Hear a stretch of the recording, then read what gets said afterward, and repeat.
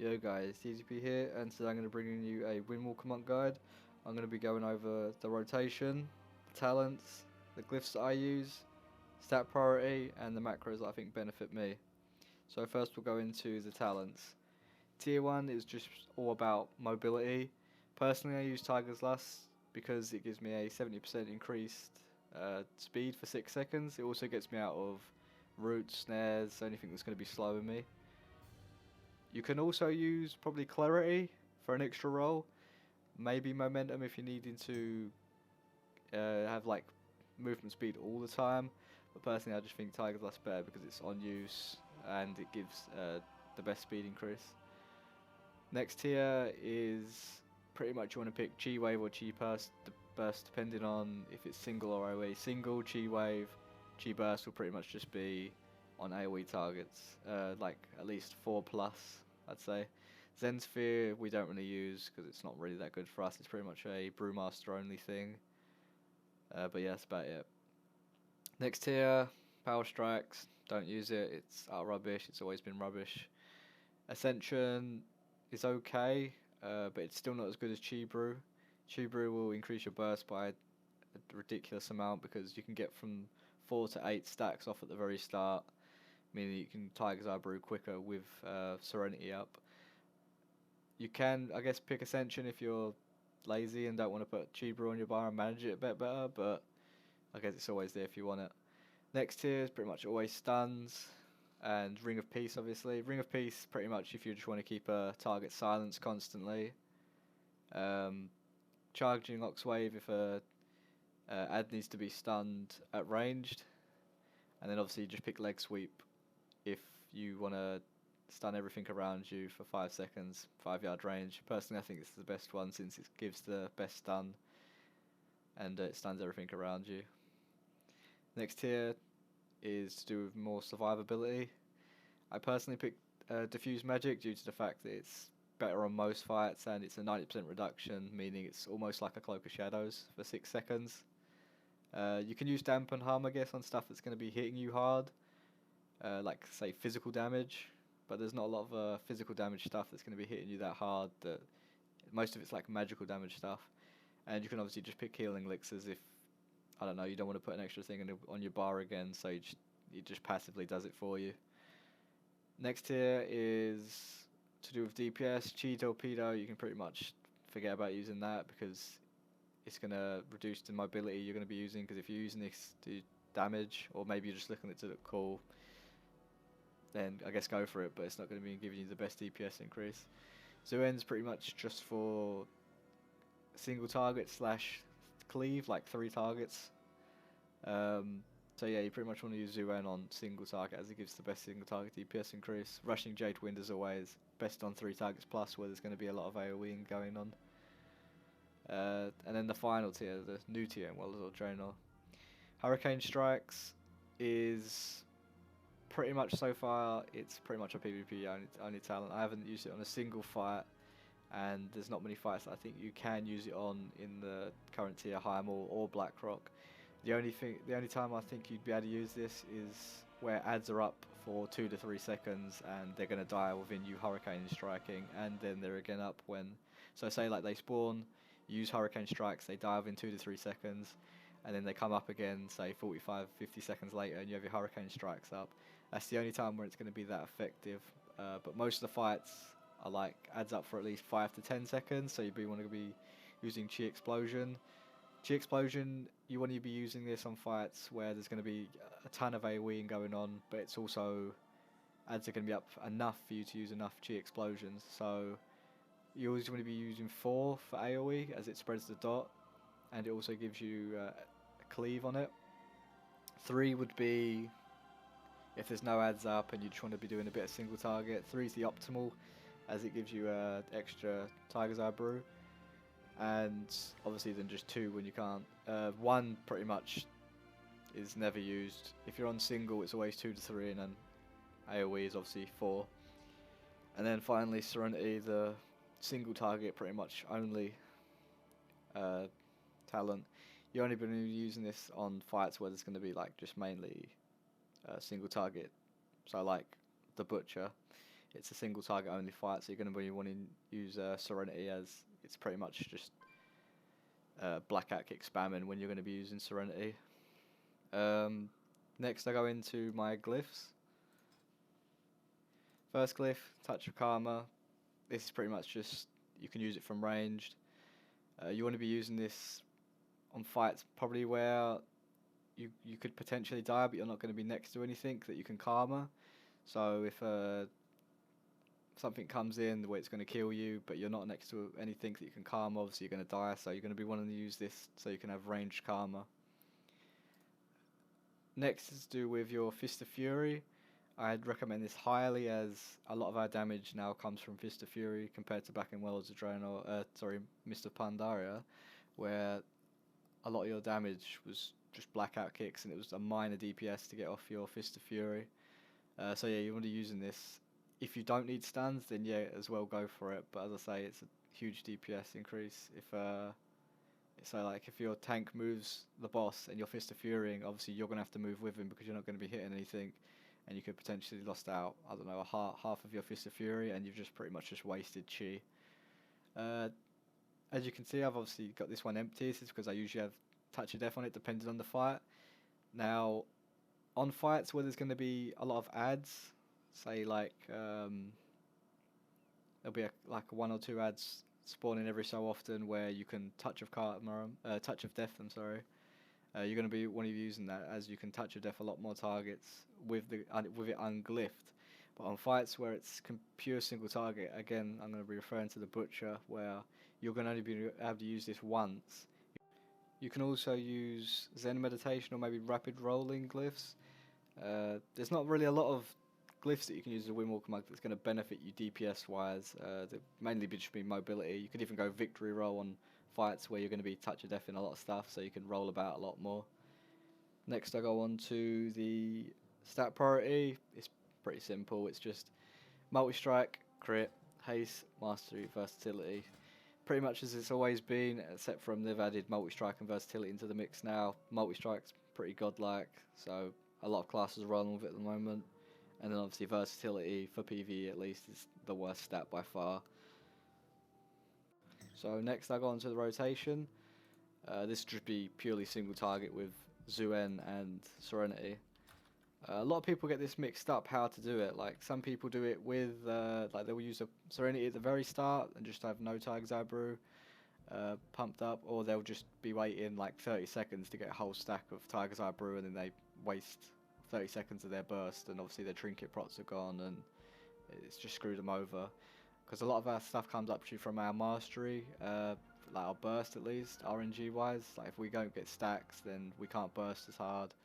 But usually the way I do it works enough, so like I get Serenity 5 seconds into it or so, and then I'll have 10 stacks. Sometimes it can screw you over though, and you won't get it until like the end.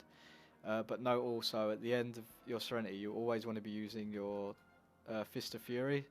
This is because you will pretty much have your Tiger's Eye Brew up by then, and at the last tick, 1 to 2 seconds left on Serenity, where you know you're going to get only one more spell off, you want to be using the Fist of Fury. This is because, as I said, in Worlds of Draenor, we're revolved around our Fist of Fury.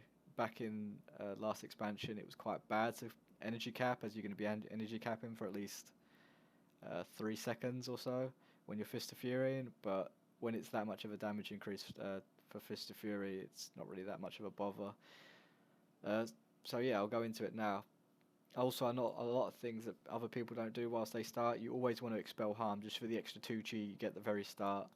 It won't cost you anything. Like, if your raid leader does a pull timer 10 seconds, when it's at 5, cast expel harm, let your energy get back up to 100. You've just got a free 2 chi for the start of the fight. Now obviously you do that at the start, expel harm, go into it. You want to be Tiger Palming to get the buff, double chi brew. You then want to pop Rising Sun Kick, Zuen, and then start spamming your use Serenity, and then you want to start spamming your Black Hat Kick. Now the instant that you get 10 Tiger's Eye Brew stacks, you want to be popping it. You then want to just be obviously spamming Black Hat Kick, Black Hat Kick, Black Hat Kick until you get to the 1-2 seconds left on your last spell, and then you obviously use Fist of Fury. Once you come out of that, you pretty much just want to keep up the normal rotation you do just by jabbing, Blackout Kick, and then try to use Energizing Brew. Like, try to force it as much as you can. Do it so you don't energy cap, but you also that you can keep at least 90 energy ish. So like you're always getting chi, while because at the same time you're always going to be having Tiger's Eye Brew stacks. And the main goal after that is pretty much just trying to get 10 Tiger's Eye Brew for your next Fist of Fury. If you have, like, say you get to 9 and your Fist of Fury comes up and you can use it, use 9. 8 to 10 is optimal. If you have less than 8, then I just save it for the next Fist of Fury. But yeah, I'll go over it now anyways. So obviously start with Spell Harm. Wait a second. Tiger's Palm, double pop, zoom in, start spamming.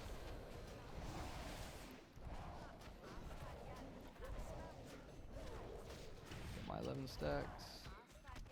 Now start Fist of Fury. I still have quite a while on my Tiger's Eye. Keep my buff up for Tiger Palm. Chi Wave when got nothing to do. Energizing Brew now because I'm going to be starting dropping low on my energy.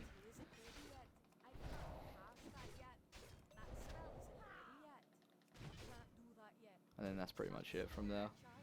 Now before it was pretty much Rising Sun Kick over Fist of Fury, now it's Fist of Fury over Rising Sun Kick. Rising Sun Kick's not really hitting that hard at the moment.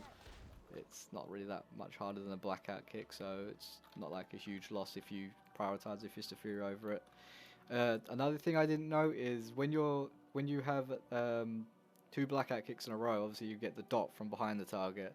Now if you have say 0 energy but you have 4 chi, you can obviously use double Blackout Kick, but you don't want a double Blackout Kick. This is because you want to get the dot on the target, then when the dot expires, you want to use it again. This is just for maximum uptime on your dot. Because obviously if you use double Blackout Kick, by the end of that, you've gained the dot, you've gained the dot that you would have had, but you could have had it again after it's done, so meaning you lose, it'd be 20% of Blackout Kick's damage just because of the dot.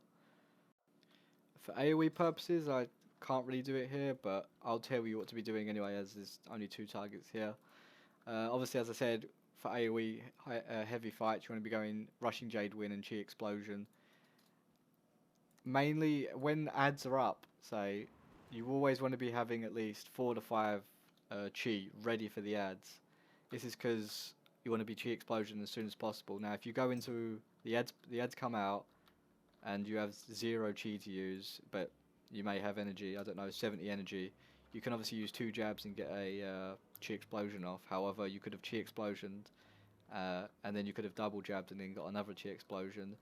So you're basically losing damage because you haven't correctly used your chi. So like you always want to be saving chi. If you know the ads are coming, that you have 3 chi, the ads are coming in 5 seconds. You want to get a jab off, have 5 chi ready for the ads, and as soon as the ads come, obviously Chi Explosion them.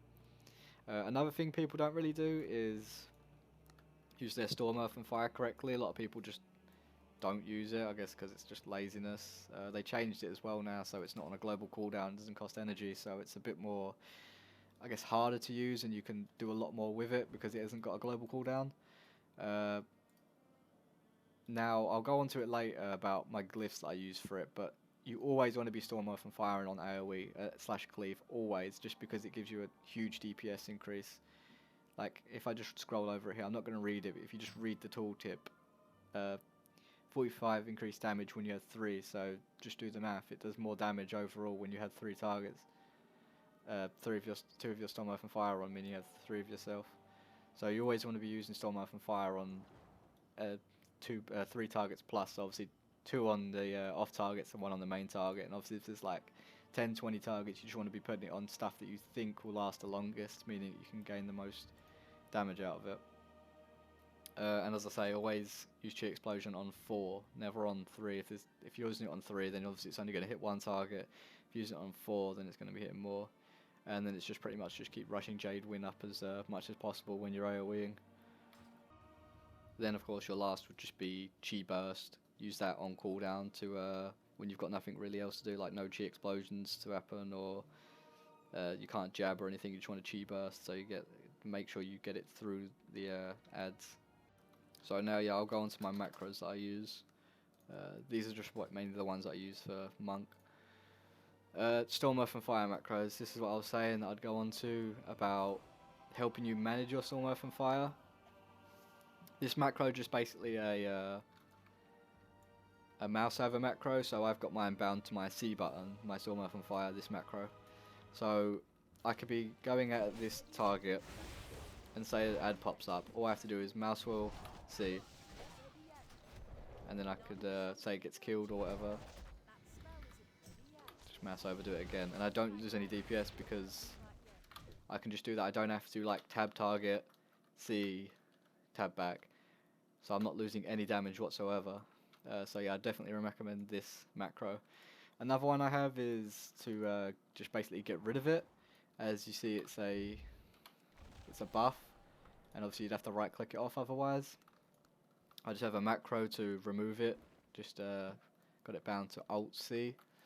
So at the moment, if you when you're Storm, Earth and Fire, like if you kill the target that you're Storm, Earth and Fire on, it should disappear.